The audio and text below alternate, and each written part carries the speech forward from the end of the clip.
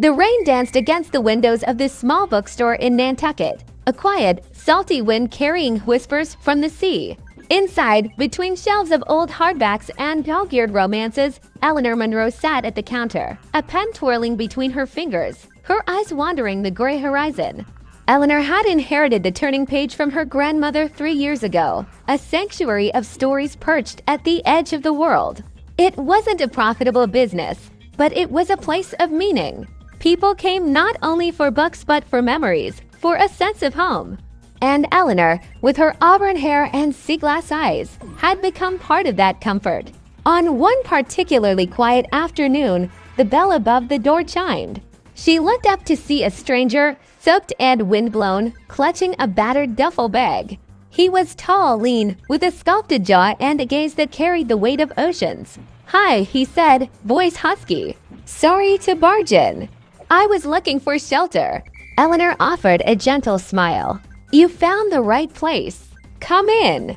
He introduced himself as Julian Hart, a travel photographer chasing the ghosts of shipwrecks and forgotten shores. He had come to Nantucket to photograph Bryan Point Lighthouse, intrigued by a legend that those who truly listened at dusk could hear the lighthouse whisper the names of lost lovers. They spoke for hours, surrounded by the scent of paper and rain. Julian returned the next day, and the day after. He began helping Eleanor with her inventory, recommending travel memoirs to curious tourists. They'd share coffee by the fireplace and laugh at the absurdities of life on a stormy island. As autumn painted the world in russet and gold, something began to bloom quietly between them. Julian would read aloud to Eleanor during slow afternoons.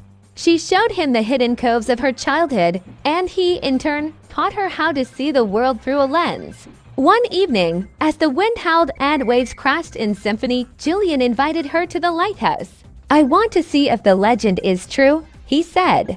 They stood close, their breath mingling with the mist. As twilight deepened, the lighthouse seemed to hum. Julian turned to Eleanor, brushing a strand of hair. "Do you hear it?" he asked. Eleanor closed her eyes. At first, there was only the wind and the sea. But then so faint she wasn't sure it wasn't her imagination. A low, melodic murmur threaded through the air, like an old song long forgotten. Her heart quickened. "I think I do," she breathed. They stood in silence, the weight of the past pressing gently around them. When Eleanor opened her eyes, Julian was watching her not with curiosity, but with something deeper. Reverence. Recognition. "I didn't come to Nantucket for a photograph," he said, slowly. "At least, not only for that.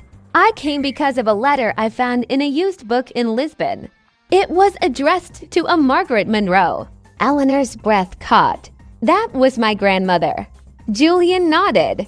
It was tucked between the pages of a travel diary. The handwriting was faded, but the story it told it was about this place, about a man she lost, and a promise to return. Eleanor's throat tightened. Her grandmother had never spoken much of her younger years, only that the sea had taken things she loved. Julian stepped closer.